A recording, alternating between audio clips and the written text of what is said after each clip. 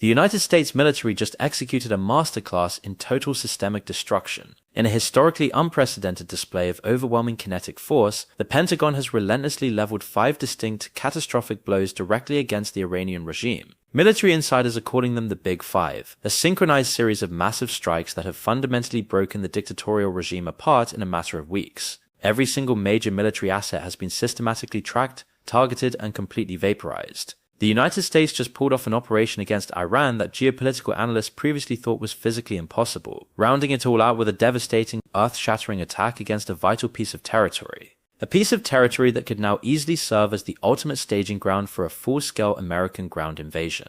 Let us start with that absolutely critical piece of territory, Karg Island. On March 12th, breaking news confirmed that the United States had launched a massive, highly coordinated strike against Karg Island, which is located just 24 kilometers or 15 miles off the Iranian coast. This island is the absolute beating heart of Iran's oil industry, though it is crucial to note that the United States has not yet targeted the actual oil infrastructure itself. Instead, America's devastating strikes completely leveled the heavy military infrastructure built onto that island. According to the BBC, the United States struck more than 90 individual targets in a single devastating wave, including reinforced missile storage bunkers, naval mine storage facilities, anti-aircraft defenses, a helicopter hangar, and the main airport control tower. This massive bombardment amounts to the complete and total neutering of Karg Island from a military perspective. Iran is far from happy about this catastrophic loss. In the immediate wake of the attack, Iran threatened that all oil and energy infrastructure on the island belonging to firms working with the United States would be immediately destroyed and turned into a pile of ashes, a threat clearly meant to imply that hitting the island would hurt the US more than it hurts Iran.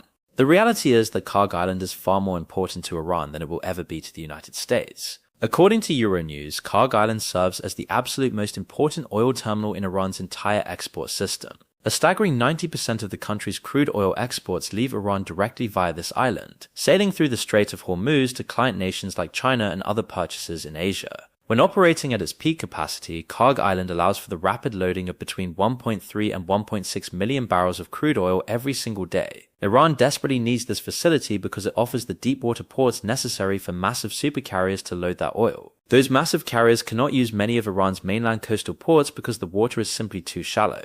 The BBC adds that oil and gas are the absolute key to Iran's faltering, bleeding economy. The country's regime holds power over 10% of the world's proven oil reserves and 15% of its gas reserves, making energy the only industry sustaining them under heavy sanctions. Iran's oil revenues had actually been on the rise, with the Tehran Times claiming those revenues hit $46 billion in 2024, a 14% increase over 2023. But this is an economy that was already struggling massively. The value of Iran's currency has dropped an astonishing 95% against the US dollar since May 2018. This economic collapse sparked the massive protests we saw earlier in the year. The regime absolutely cannot afford to lose its oil facilities on Karg Island. By taking out the military defenses but leaving the oil intact for now, America delivered a terrifying warning shot, proving they can take out Iran's economic lifeline at any moment. US President Donald Trump has half-jokingly claimed that the US might hit a few more times just for fun, but Iran's regime knows the US holds all the cards. This brings us to number 2 of the Big Five, the total annihilation of Iran's military capabilities and leadership.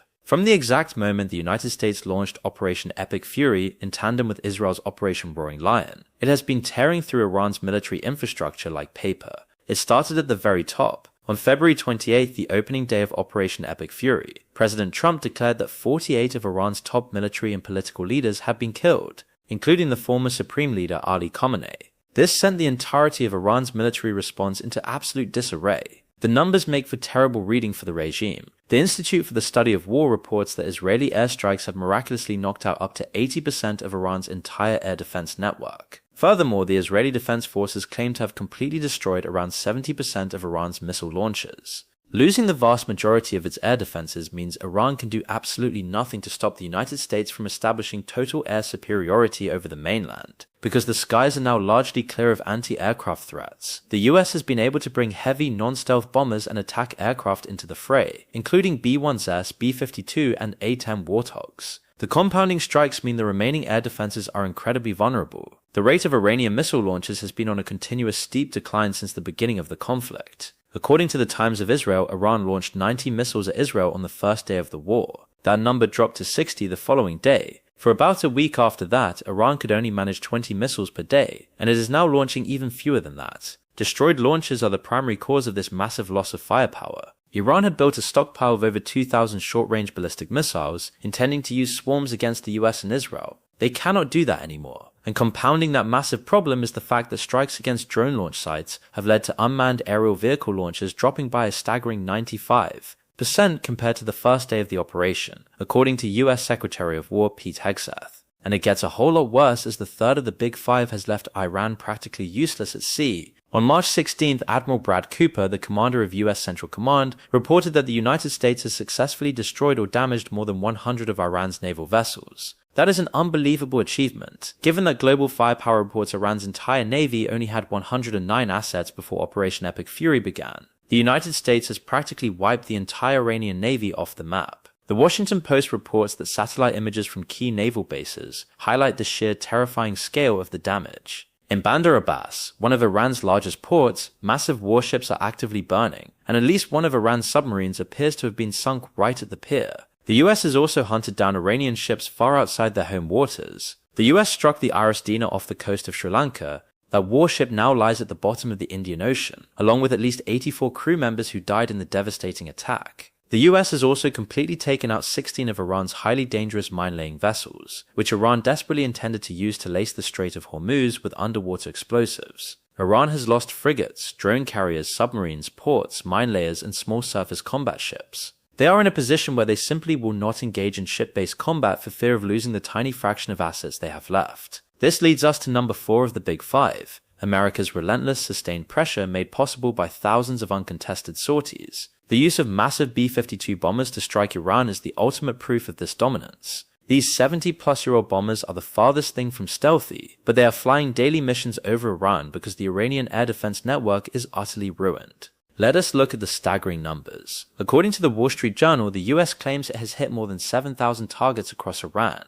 US Secretary of War Pete Hegseth says that number is actually closer to 15,000 enemy targets. When you add the Israeli strikes into the equation, the war has been raging for 19 days, which means the coalition is striking an average of 789 targets every single day. This is the very definition of a sustained air campaign. Fighter jets are taking off, striking, refueling, reloading, and going out again several times per day. The US has even used its 30,000-pound massive ordnance penetrators against the Talagan 2 underground bunker. And now the UK has given the US explicit permission to use its bases, including RAF Fairford. This means American bomber pilots no longer have to fly exhausting round-trip flights across the Atlantic Ocean, allowing them to unleash on Iran far faster than before. Finally, we arrive at the last of the Big Five, the Strait of Hormuz. This is one of the most important waterways in the entire world, handling about a fifth of the world's oil trade amounting to 21 million barrels per day. At just 24 miles wide, it is far too easy for Iran to patrol. Because Iran has actively threatened and hit ships traveling through this narrow strait, oil prices have rocketed up above $100 per barrel. This was Iran's last desperate plan, block the strait and cause global economic chaos to force the US to back off.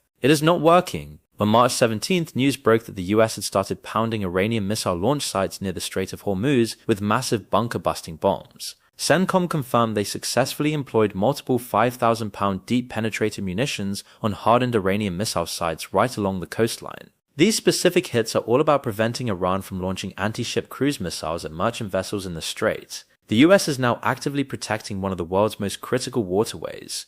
But the final nail in the coffin is coming by sea. The US is officially sending the 31st Marine Expeditionary Unit to the Middle East. That elite unit contains about 2,200 US Marines and amphibious assault vessels and is set to arrive by the end of March. Once it is in the Persian Gulf region, this unit could start launching lightning-fast coastal raids against key Iranian military nodes that line the coast. The heavily battered ports and missile launch sites could be physically taken over, allowing the US to create a secure buffer zone to place air defenses and minimize the threat to the strait. France is even considering joining the US in defending that strait once it calms down. The crumbling Iranian regime desperately wanted an oil price shock to stop the US in its tracks. Instead, the United States has unleashed the fifth of the Big Five, holding every single card in Operation Epic Fury. Iran's military infrastructure and its regime are getting weaker by the literal day, and as the US prepares to follow up with potential marine landings and further strikes on Karg Island, the catastrophic situation for the regime is only going to get much worse. Oh, and none of this even mentions the fact that the US has brought weapons pulled straight out of a sci-fi film into Operation Epic Fury. Lasers are officially in play, and they are completely ruining Iran's desperate attempts to use drones against the United States.